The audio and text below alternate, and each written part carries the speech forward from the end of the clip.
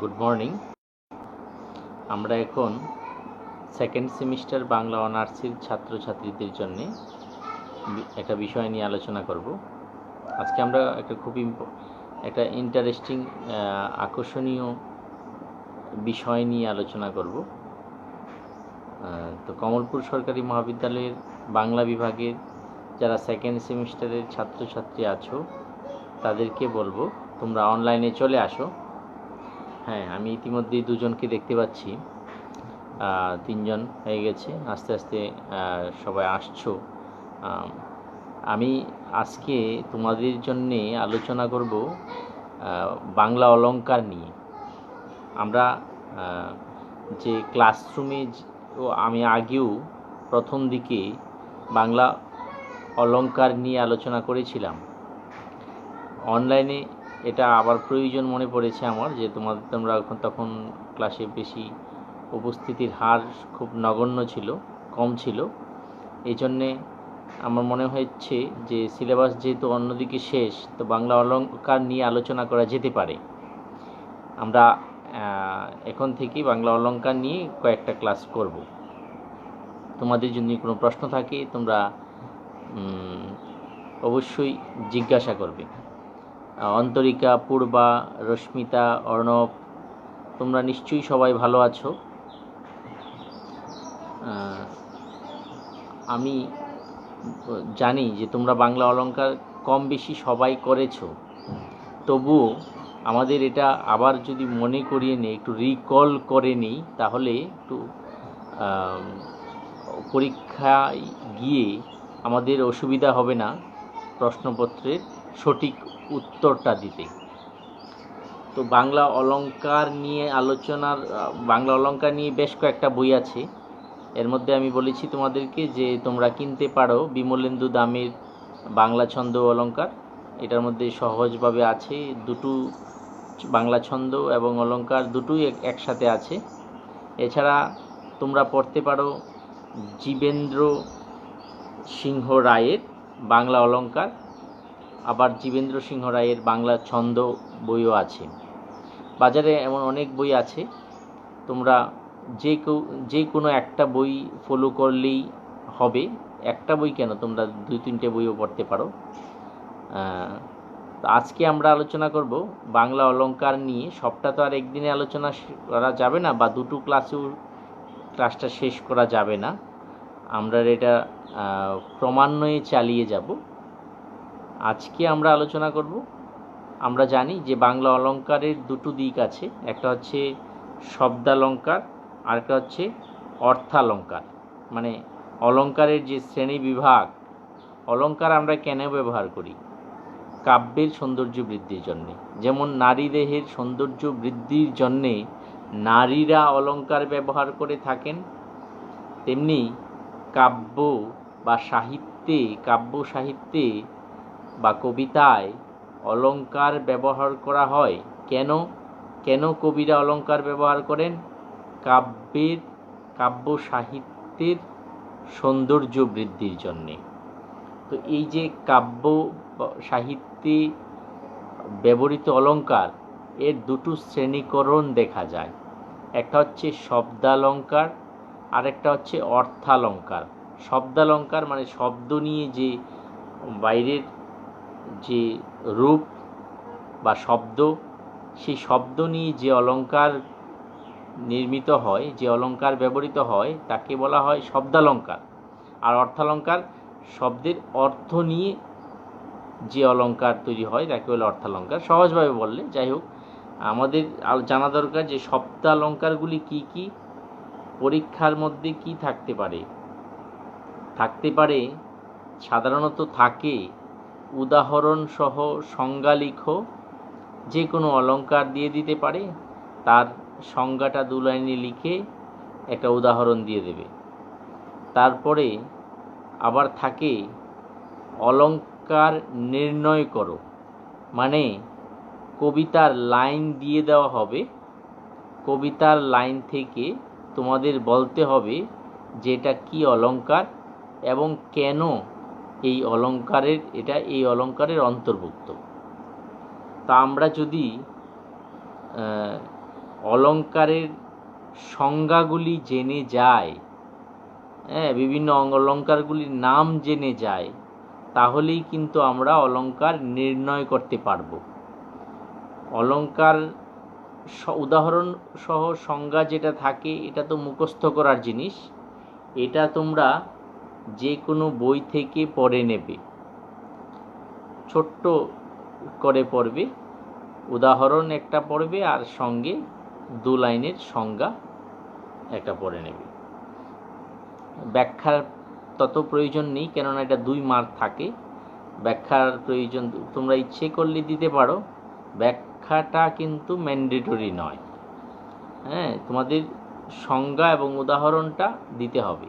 উদাহরণ সহ সংজ্ঞার ক্ষেত্রে, উদাহরণ সহ সংজ্ঞার ক্ষেত্রে এটা।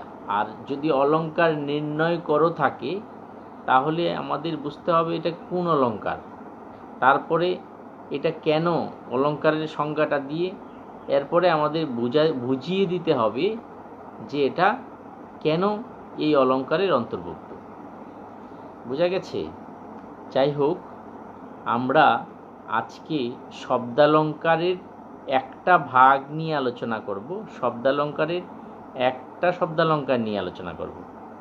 শব্দালঙ্কার বিভিন্ন ভাগ আছে, যেমন অনুপ্রাস, যমক, শ্লেষ, বক্রোক্তি প্রভৃতি। কি বললাম? অনুপ্রাস, যমক, শ্লেষ, বক্রোক্তি ইত্যাদি ইত্যাদি। আজকে আমরা আলোচনা করব অনুপ্রাস নিয়ে। তোমরা খাতা কলম নিয়ে যদি বসে যাও, তাহলে তোমাদের বুঝতে সুবিধা হবে। আমি বলবো, তোমরা যারা ক্লাসে আছো তারা প্রত্যেকে একটা কাগজ আর একটা কলম নিয়ে বসে পড়ো। তাহলে আমি দেরি না করে আমি আলোচনা করছি। আচ্ছা, আমার কথা তোমরা স্পষ্টভাবে শুনতে পারছো? অন্তরিকা,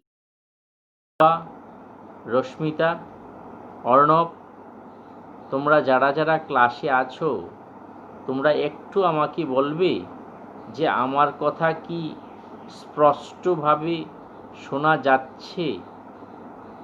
তাহলে আমি অনুপ্রাস অলঙ্কার আজকে আমরা যেটা পড়ব, আজকে আমাদের আলোচ্য বিষয় হচ্ছে বাংলা অনুপ্রাস অলঙ্কার। বুঝা গেছে? অনুপ্রাস অলঙ্কার, অনুপ্রাস অলঙ্কার কাকে বলে? প্রথমে আমাদের এটা জানা দরকার, অনুপ্রাস অলঙ্কার কাকে বলে। অনুপ্রাস হচ্ছে শব্দালঙ্কারের একটা শ্রেণী বিভাগের একটা অন্যতম শ্রেণী অনুপ্রাস। অনুপ্রাস খুব সহজ। একটা ধ্বনি বা ধ্বনিগুচ্ছ, একটা ধ্বনি, ধরো একটা ক, একটা ধ্বনি বা ধ্বনিগুচ্ছ যদি পুনঃ পুনঃ উচ্চারিত হয়, তবে তাকে অনুপ্রাস অলঙ্কার বলে। খুব ছোট্ট সংজ্ঞা, আমি আবার বলছি। একটা ধ্বনি বা ধ্বনিগুচ্ছের, ধ্বনি মানে একটা ক ধ্বনি, বা ধ্বনিগুচ্ছ মানে ধরো কয়ত বা নিয়জ, এই ধ্বনিগুচ্ছ, কয়ত, পয়ত, এগুলি সংযুক্ত বর্ণ, সংযুক্ত ব্যঞ্জন বর্ণ হলেও হবে, কিংবা ধ্বনিগুচ্ছ মানে ধরো কল, কল, কল, কল, এই যে ধ্বনিগুচ্ছ যদি পুনঃ পুনঃ উচ্চারিত হয়, তাহলে তাকে অনুপ্রাস অলঙ্কার বলে। বুঝা গেছে? একটা ধ্বনি বা ধ্বনিগুচ্ছের পুনঃ পুনঃ বিন্যাসকে অনুপ্রাস অলঙ্কার বলে। একটা উদাহরণ দিলে তোমরা ব্যাপারটা বুঝতে পারবে। আমি একটু ছোট্ট করে একটা ব্ল্যাকবোর্ড ওয়ার্ক করেছি, তোমরা এখান থেকে দেখে নিতে পারো উদাহরণটা। সংজ্ঞাটা কি বলেছিলাম? একটা ধ্বনি বা ধ্বনিগুচ্ছের পুনঃ পুনঃ বিন্যাসকে অনুপ্রাস অলঙ্কার বলে। যেমন যদি আমরা বলি, তাহলে তোমরা একটু দেখে নাও, দেখে নাও অনুপ্রাস। এই যে অনুপ্রাস, অনুপ্রাস অলঙ্কারের একটা উদাহরণ বললে আমি রেখে নিই, তাহলে দেখতে ক্লাস করাতে সুবিধা হবে।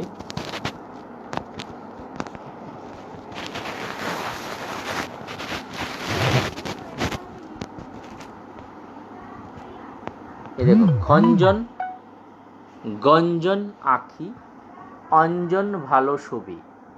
আশা করি তোমরা উপরের লাইনটা দেখতে পাচ্ছ। অনুপ্রাস, অনুপ্রাস অলঙ্কারের আমরা বললাম যে একটা ধ্বনি বা ধ্বনিগুচ্ছের পুনঃ পুনঃ বিন্যাসকে অনুপ্রাস অলঙ্কার বলি। একটা উদাহরণ যদি আমরা বলি, তাহলে এই উদাহরণটা হচ্ছে এটা, খঞ্জন গঞ্জন আঁখি অঞ্জন ভালো ছবি। এখানে দেখো সংযুক্ত যে ব্যঞ্জনগুচ্ছ এখানে আছে নিয়ই জ। এই নিয়ই জ একদম উপরের লাইনটার কথা বলছি আমি, তোমরা নিচের লাইনটার দিকে আপাতত তাকাবে না, একদম উপরের লাইনটা তোমরা লিখে নাও। কি আছে এখানে? খঞ্জন গঞ্জন আঁখি অঞ্জন ভালো শোবে। এমন বহু উদাহরণ আছে, আমি এই উদাহরণটা আনলাম, তোমরা ইচ্ছে করলে অন্য উদাহরণও ব্যবহার করতে পারো।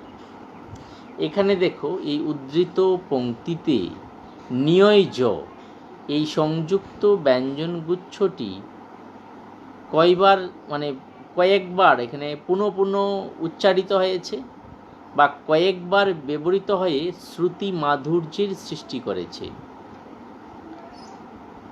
এই জন্যে এটি অনুপ্রাস অলঙ্কার। বোঝা গেছে? আমি আবার বলছি, এখানে কি আছে পুরো লাইনটা যারা দেখতে পাচ্ছ না, যারা শুনতে পাচ্ছ তারা তারা তাদের জন্যে, যারা দেখতে শুনতে পাচ্ছ সবার জন্যে আসলে। খঞ্জন গঞ্জন আঁখি অঞ্জন ভালো ছবি। এখানে দেখো আন্ডারলাইন করা আছে নিয়ই জ নিয়ই জ নিয়ই জ, খঞ্জনে নিয়ই জ, গঞ্জনে নিয়ই জ, অঞ্জনে নিয়ই জ।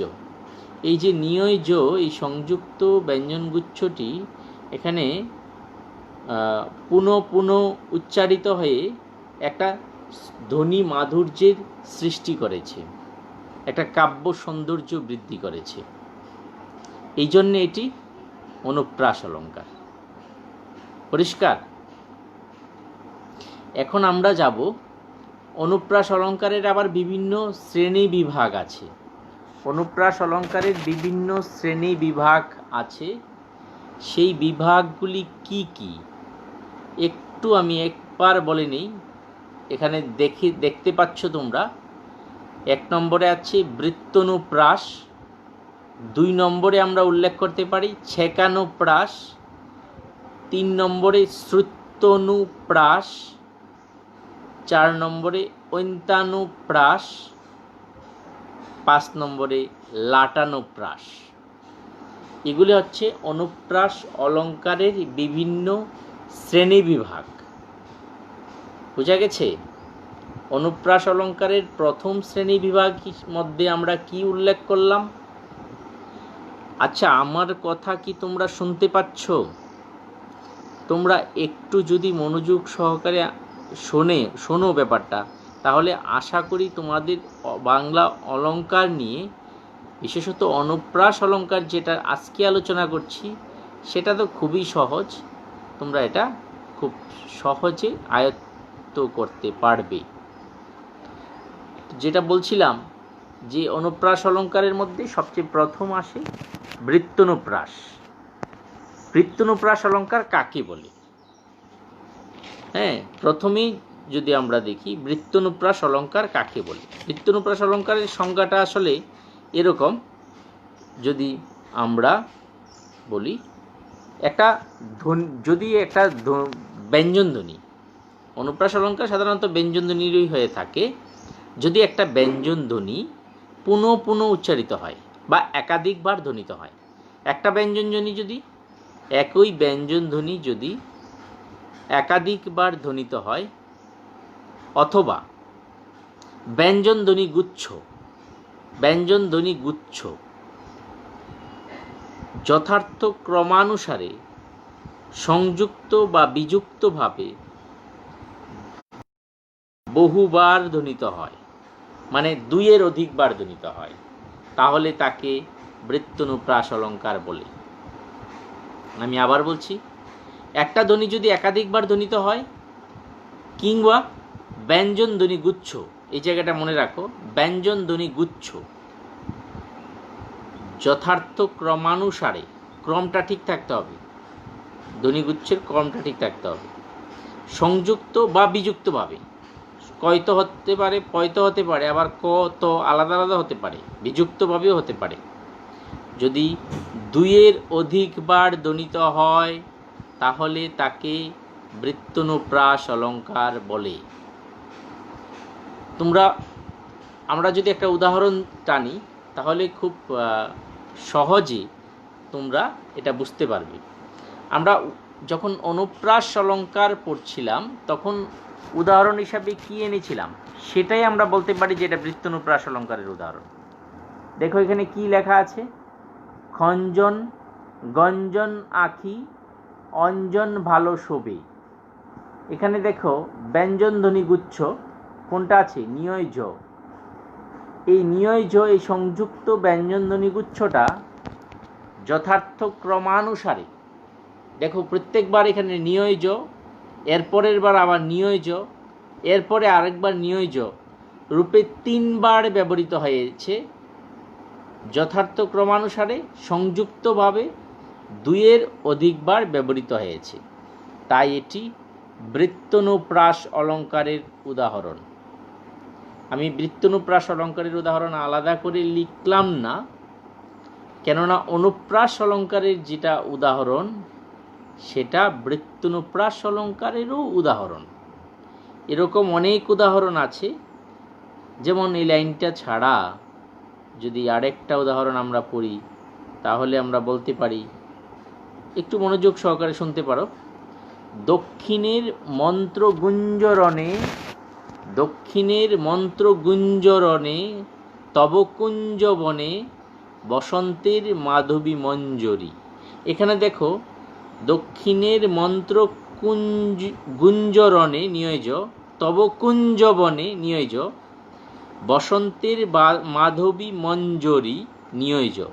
এই যে নিয়োজ, এই সংযুক্ত ব্যঞ্জন ধ্বনিগুচ্ছটি যথার্থ ক্রমানুসারে 2-এর অধিকবার ধ্বনিত হয়েছে এবং একটা কাব্য সৌন্দর্যের সৃষ্টি করেছে, শ্রুতি মাধুর্যের সৃষ্টি করেছে, তাই এটি বৃত্তনুপ্রাস অলঙ্কারের উদাহরণ। বুঝা গেছে বৃত্তনুপ্রাস অলঙ্কার? তোমরা যারা বুঝতে পারছো না তাদেরকে বলবো তোমরা ক্লাসটা আরেকবার ফলো করে নেবে এবং তোমরা বই পড়ে নেবে, আর এগুলি যত প্র্যাকটিস করবে ততই কিন্তু তোমাদের মানে খুব সহজে তোমরা অলঙ্কার নির্ণয় করতে পারবে। এই জন্যে বলবো বই থেকে তোমরা প্র্যাকটিস করবে, কেননা একটা কথা আছে ইংরেজিতে, প্র্যাকটিস মেক্স ম্যান পারফেক্ট। যত বেশি তোমরা প্র্যাকটিস করবে পরীক্ষার মধ্যে গিয়ে তোমাদের তত সহজে তোমরা উত্তর করতে পারবে। তো আমরা বলছিলাম যে অনুপ্রাস অলঙ্কারের বিভিন্ন শ্রেণীবিভাগ নিয়ে আলোচনা করেছিলাম। আমরা প্রথম যে শ্রেণীবিভাগটা আছে সেটা নিয়ে আলোচনা করেছি, সেটা হচ্ছে বৃত্তনুপ্রাস। বৃত্তনুপ্রাসের এরকম অনেক উদাহরণ আছে, তোমরা বই থেকে দেখে নেবে। আমরা 2 নম্বর যেটা আছে অনুপ্রাস অলঙ্কারের শ্রেণীবিভাগ, মানে 2 নম্বরের মধ্যে আমরা যেটা উল্লেখ করতে পারি, কেউ যদি উল্টো পাল্টাভাবে বলে কোনো অসুবিধা নেই। আমরা 2 নম্বর অনুপ্রাস অলঙ্কারের শ্রেণীবিভাগের মধ্যে আমরা উল্লেখ করতে পারি ছেকানুপ্রাস অলঙ্কারকে। দেখো তোমরা একটু মনোযোগ সহকারে, লেখা আছে 2 নম্বর ছেকানুপ্রাস। ছেকানুপ্রাসের সংজ্ঞাটা কীরকম? আচ্ছা, তোমরা একটু মনে করার চেষ্টা করো যে আমি যখন বৃত্তনুপ্রাসের সংজ্ঞাটা বলছিলাম তখন আমরা বৃত্তনুপ্রাসের অলঙ্কারের সংজ্ঞায় কি বলেছিলাম? ব্যঞ্জনধ্বনিগুচ্ছ যথার্থ ক্রমানুসারে সংযুক্ত বা বিযুক্তভাবে যদি দুইবার ধ্বনিত হয়, দুইয়ের অধিকবার ধ্বনিত হয়, তাহলে তাকে বৃত্তনুপ্রাস অলঙ্কার বলে। ছ্যাঁকানুপ্রাস অলঙ্কারে একটু মাত্র পার্থক্য। একই ব্যঞ্জনধ্বনিগুচ্ছ যদি একই ক্রমানুসারে, যথার্থ ক্রমানুসারে সংযুক্ত বা বিযুক্তভাবে যদি মাত্র দুইবার ধ্বনিত হয়, তাহলে তাকে ছ্যাঁকানুপ্রাস অলঙ্কার বলে। যদি মানে যথার্থ ক্রমানুসারে সংযুক্ত ব্যঞ্জনধ্বনিগুচ্ছ বা বিযুক্ত ব্যঞ্জনধ্বনিগুচ্ছ যদি দুইবার ধ্বনিত হয়, তাহলে তাকে ছ্যাঁকানুপ্রাস অলঙ্কার বলে। উদাহরণটা তোমরা দেখে নিতে পারো মেঘনাদবধ কাব্যের সেই বিখ্যাত লাইন, মধুসূদন দত্তের লেখা, লঙ্কার পঙ্কজ রবি গেলা অস্তাচলে। দেখো এখানে কি লেখা আছে, লঙ্কার পঙ্কজ রবি গেলা অস্তাচলে। এখানে দেখো লঙ্কা উময়ক, পঙ্কজ উময়ক আন্ডারলাইন করা আছে। এটা কি ব্যঞ্জনধ্বনিগুচ্ছ, সংযুক্তভাবে আছে, ক্রমানুসারে, এবং কয়বার আছে লাইনটার মধ্যে? দুইবার ব্যবহৃত হয়েছে। যদি মাত্র দুইবার ব্যবহৃত হয় সংযুক্ত বা বিযুক্ত ব্যঞ্জনধ্বনিগুচ্ছ যথার্থ ক্রমানুসারে, তাহলে তাকে বলা হয় ছ্যাঁকানুপ্রাস। এটা যদি তিনবার হয়ে যেত বা চারবার হয়ে যেত, তাহলে কিন্তু আর সেটাকে আমরা ছ্যাঁকানুপ্রাস বলতে পারতাম না। তখন আমরা বলতাম সেটাকে কোন অনুপ্রাস? বৃত্তনুপ্রাস। আর যেহেতু একই ব্যঞ্জনধ্বনিগুচ্ছ সংযুক্ত বা বিযুক্তভাবে যথার্থ ক্রমানুসারে মাত্র দুইবার ব্যবহৃত হয়েছে, তাহলে তাকে সেটাকে আমরা বলবো ছ্যাঁকানুপ্রাস। বুঝা গেছে? তাহলে আমরা দুটো অলঙ্কার নিয়ে আলোচনা করেছি, মানে অনুপ্রাস অলঙ্কার নিয়ে, অনুপ্রাস অলঙ্কারের শ্রেণী বিভাগ নিয়ে। একটা হচ্ছে বৃত্তনুপ্রাস অলঙ্কার, আর একটা হচ্ছে ছ্যাঁকানুপ্রাস অলঙ্কার। 3 নম্বর আমরা উল্লেখ করতে পারি। 3 নম্বরের মধ্যে আমরা উল্লেখ করতে পারি শ্রুত্যনুপ্রাস। তোমরা বানানটা দেখে নাও, তালব্যস্য রফলা রস্যুকার, শ্রুত্ত ত জফলা নু ন রস্যুকার প্রাস, মানে শ্রুতি যোগ অনুপ্রাস, শ্রুত্যনুপ্রাস। মানে শ্রুতিতে যেটা শ্রুতিতে মানে শুনতে যেটা একই রকম লাগে, সংজ্ঞাটা হচ্ছে এরকম। তোমরা একটু মনোযোগ সহকারে শুনো, তারপরে তোমরা উদাহরণে যাবে। আমরা উচ্চারণ করি যে কোনো ধ্বনিগুচ্ছ বাকযন্ত্রের সাহায্য নিয়ে। বাকযন্ত্র মানে আমাদের মুখ গহ্বর, মুখমণ্ডল সবগুলি নিয়ে আমাদের বাকযন্ত্র। বাকযন্ত্রের একই স্থান থেকে উচ্চারিত ব্যঞ্জনধ্বনির শ্রুতিমধুর সমাবেশকে শ্রুত্যনুপ্রাস বলে। আমি আবার বলছি সংজ্ঞাটা, বাকযন্ত্রের একই স্থান থেকে উচ্চারিত ব্যঞ্জনধ্বনির শ্রুতিমধুর সমাবেশকে শ্রুত্যনুপ্রাস বলে। আমি আবার বলছি, বাকযন্ত্রের একই স্থান থেকে উচ্চারিত, অর্থাৎ মানে আমরা ধরো ক বর্গ, এটা কি ক খ গ গ, এগুলি কণ্ঠধ্বনি। ক খ গ ঘ এটা বাকযন্ত্রের এক জায়গা থেকে উচ্চারিত হচ্ছে, এই জন্য শুনতে একই রকম লাগছে। কিংবা যদি আমরা দন্তধ্বনি আসি, দন্তধ্বনির মধ্যে দেখো দন্তধ্বনি কোনগুলি? ত থ দ ধ দন্তন্য। দাঁতের সংস্পর্শে এসে, জিহ্বার সঙ্গে দাঁতের সংস্পর্শে এসে যে ধ্বনি উচ্চারিত হয় সেগুলিকে বলা হয় দন্তধ্বনি। কিংবা মূর্ধন্য ধ্বনি কোনগুলি? ট, ঠ, ড, ঢ, মূর্ধন্য। এই দেখো ট, ঠ সবগুলি মূর্ধাতে, জিহ্বাটা গিয়ে মূর্ধা মানে উপরে গিয়ে স্পর্শ করেছে বাকযন্ত্রের উপরে গিয়ে, এই জন্য এগুলির নাম মূর্ধন্য ধ্বনি। তো এই যে মূর্ধন্য ধ্বনি কিংবা দৈন্ত ধ্বনি কিংবা কণ্ঠ তালব্য ধ্বনি যে সমাবেশ, তাকে বলা হয় শ্রুতিমধুর যে সমাবেশ, তাকে বলা হয় শ্রুত্যনুপ্রাস। মানে যে বাক্যে যদি ক ধ্বনি ক বর্গের ধ্বনিগুলি থাকে, তাহলে ক, খ, গ, ঘ, অঙ্গ এই সবগুলি থাকতে হবে, থাকলে একটা শ্রুতি মাধুর্যের সৃষ্টি হয়। তাই সেটাকে আমরা তাহলে কি বলতে পারি? শ্রুত্যনুপ্রাস অলঙ্কার বলতে পারি। আমরা একটা এক্সাম্পল দিই, এক্সাম্পল দিলে তোমরা খুব সহজেই এটা বুঝতে পারবে।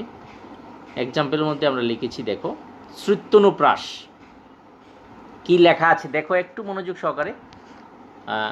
ছন্দু বন্ধ গ্রন্থ গীত এসো তুমি প্রিয়ে। এখানে দেখো ছন্দু বন্ধ গ্রন্থ গীত, রবীন্দ্রনাথ ঠাকুরের বিখ্যাত লাইন। এখানে দৈন্ত বর্ণের সমাবেশ ঘটেছে। দৈন্ত বর্ণ মানে কোনগুলি? ত, ত আছে দেখো গীতের ত, গ্রন্থ থ আছে, ত, থ, দ আছে ছন্দু, দ আছে গ্রন্থ গীত, বন্ধ দন্ত ন ধ আছে, এরপরে আবার দন্ত ন আছে। মানে এখানে দৈন্ত বর্ণের সমাবেশ ঘটেছে, দৈন্ত বর্ণের সমাবেশ ঘটেছে। বুঝতে পারছো এখানে দৈন্ত বর্ণ কোনগুলি? আমি আরেকবার তোমাদেরকে দেখিয়ে দিই। এইখানে দেখো ত আছে, এটা কি? থ, উচ্চারণে তো থই, গ্রন্থ, ত, থ। এখানে দেখো দ আছে, হাটুভাঙ্গা দ, হ্যাঁ আমরা হাটুভাঙ্গা বলি, আসলে এটা দ। এরপরে কি আছে দেখো ধ, ধোপার ধ, হ্যাঁ। এরপরে কি আছে? দন্ত ন আছে, গ্রন্থ, ছন্দু, বন্ধ সবগুলির মধ্যে দন্ত ন আছে। মানে দেখো এখানে দৈন্ত বর্ণের সমাবেশ ঘটেছে। মানে এখানে ত, থ, দ, ধ, দন্ত ন, এই যে বাকযন্ত্রের একই স্থান থেকে উচ্চারিত ব্যঞ্জন ধ্বনিগুলি, এই ব্যঞ্জন ধ্বনির শ্রুতিমধুর সমাবেশ ঘটেছে। এই জন্যে আমরা এটাকে বলতে পারি শ্রুত্যনুপ্রাস অলঙ্কার।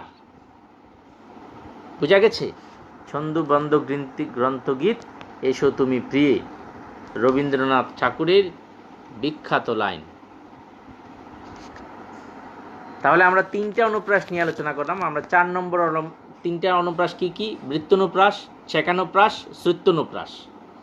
এবার আমরা 4 নম্বরে অনুপ্রাসের 4 নম্বর শ্রেণী বিভাগের মধ্যে উল্লেখ করতে পারি ঐন্তানুপ্রাস। ঐন্তানুপ্রাস তোমরা দেখো, বানানটা দেখে নাও। ঐন্তানুপ্রাস, স্বরেও দন্তন্বয়িত সংযুক্ত জফলা আকার অনুপ্রাস। ঐন্তানুপ্রাস মানে অন্ত যুগ অনুপ্রাস। ঐন্তানুপ্রাস, অন্ত মানে কি? শেষ। এটা খুব সহজ, এই জন্য লিখি, মানে এক্সাম্পলটাও লিখি নাই। ঐন্তানুপ্রাস মানে যদি কি হয়, কবিতার এক চরণের শেষে যে শব্দধ্বনি থাকে, কবিতার চরণের শেষে যে শব্দধ্বনি থাকে, কবিতার চরণের শেষে মানে একটা লাইনের শেষে যে শব্দধ্বনি থাকে, অন্য চরণের শেষে মানে দ্বিতীয় চরণের শেষে যদি একই মানে শব্দধ্বনি থাকে বা পুনরাবৃত্তি হয়, তাহলে তাকে ঐন্তানুপ্রাস বলে। মানে শব্দের শেষে যদি মিল থাকে, চরণের অন্তে যদি মিল থাকে, তাহলে তাকে বলা হয় ঐন্তানুপ্রাস। যেমন আমরা ছোটোবেলায় যত সংজ্ঞা, যত ছোট ছোট ছড়া পড়েছি, সবগুলি কিন্তু ঐন্তানুপ্রাস দিয়ে গড়ে ওঠা, মানে বেশিরভাগগুলি। যেমন দেখো, যেমন জাগে নব ভারতের জনতা, এক জাতি এক প্রাণ একতা, কিংবা বৃষ্টি পড়ে টাপুর টুপুর নদে এলো বান, শিব ঠাকুরের বিয়ে হলো 3 কন্যের দান, মিলেছে, বান দান। কিংবা মহাভারতের কথা অমৃত সমান, কাশিরাম দাস কহে শুনে পুণ্যবান, বান সমান পুণ্যবান, মিলে গেছে, মানে অন্তে মিল আছে। এই যে কবিতার চরণান্তে যে মিল, সেটা মিলে যে একটা শ্রুতি মাধুর্যের সৃষ্টি হয়েছে, যে অনুপ্রাস অলঙ্কার হয়েছে, সেটা হচ্ছে ঐন্তানুপ্রাস। বুঝা গেছে? তাহলে আমরা 4টা অনুপ্রাস অলঙ্কার নিয়ে আলোচনা করলাম: বৃত্তানুপ্রাস, ছেকানুপ্রাস, শ্রুত্যানুপ্রাস, ঐন্তানুপ্রাস। আরেকটা অনুপ্রাস অলঙ্কার আছে, সেটা হচ্ছে লাটানুপ্রাস। লাটানুপ্রাস, বানানটা দেখে নাও, লাটানুপ্রাস। সংজ্ঞাটা কীরকম?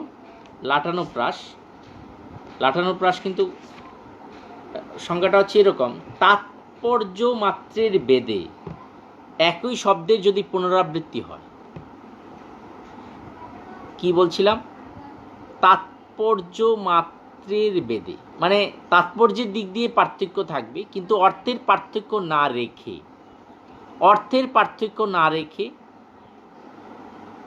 শুধুমাত্র তাৎপর্য মাত্রের বেদে যদি একই শব্দের পুনরাবৃত্তি হয়, তাহলে তাকে লাটানুপ্রাস অলঙ্কার বলে।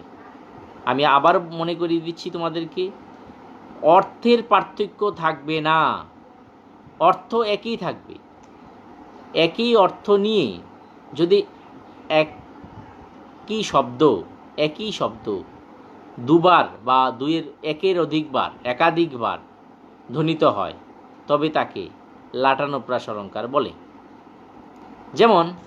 যেমন তোমরা যদি দেখো, যে লাইনটা আমি লিখছি, রক্তে রক্তে রাঙা 2টি জবা ফুল। রক্তে রক্তে রাঙা 2টি জবা ফুল। রক্তে রক্তে লেখাটা সুন্দর হয়নি,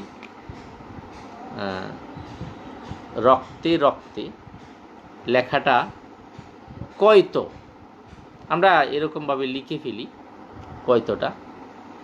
হ্যাঁ, রক্তে রক্তে রাঙা 2টি জবা ফুল।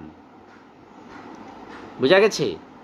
এখানে দেখো, রক্তে রক্তে, এই শব্দটি একই শব্দ দুবার ব্যবহৃত হয়েছে, কিন্তু কোনো অর্থের পার্থক্য নেই। কিন্তু অর্থের পার্থক্য না রেখে একাধিকবার যদি ব্যবহৃত হয়েছে, সেটা হচ্ছে লাটানুপ্রাস অলঙ্কার। যেমন যদি আরেকটা লাইন আমরা বলি লাটানুপ্রাস অলঙ্কারের উদাহরণের মধ্যে, কালো সে যত কালো হোক তার মনটা ভালো। এ দেখো, কালো সে যত কালো হোক, কালো কালো কয়বার ব্যবহৃত হয়েছে? 2বার। দুটোটার মধ্যেই ব্ল্যাক অর্থে ব্যবহৃত হয়েছে। কালো সে যত কালো হোক। হ্যাঁ, তাহলে অর্থ কিন্তু একই, মানে অর্থের মধ্যে কোনো পার্থক্য নেই।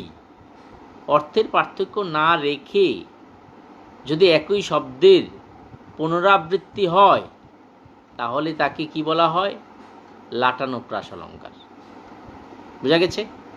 যেমন রক্তে রক্তে রাঙা 2টি জবা ফুল, কিংবা কালো সে যত কালো হোক, এই ধরনের লাইনগুলি। তো আজকে আমরা এতটুকুই আলোচনা করব, আমরা আর বেশি দূর আলোচনা করব না। যারা যারা ক্লাসে আছো, তোমাদের প্রত্যেককে ধন্যবাদ দেব, আর বলবো তোমরা বই পড়বে, আর ক্লাসটা একটু মনোযোগ সহকারে, যদি যারা বুঝতে পারছো না, যারা পরে এসেছো, তারা আরেকবার একটু মনোযোগ সহকারে দেখে নেবে। আশা করি তোমরা বাংলা অলঙ্কার, মানে বিশেষ করে আজকে যেটা আলোচনা করেছি অনুপ্রাস অলঙ্কার, সেটা নিয়ে তোমাদের মনে কোনো প্রশ্ন থাকবে না। আর যদি কোনো প্রশ্ন থাকে, তোমরা কমেন্ট করে আমাকে জানাতে পারবো, আমি তার যথাসাধ্য উত্তর দেওয়ার চেষ্টা করব। হ্যাঁ, যাই হোক, ধন্যবাদ সবাইকে।